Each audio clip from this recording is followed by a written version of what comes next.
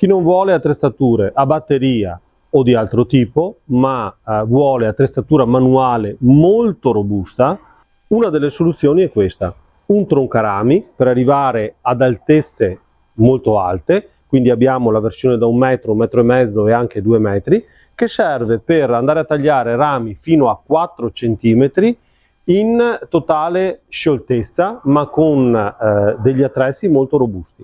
È estremamente leggera, ha dei manici antiscivolo, manici con ottima presa e ha un sistema di trasmissione molto robusto.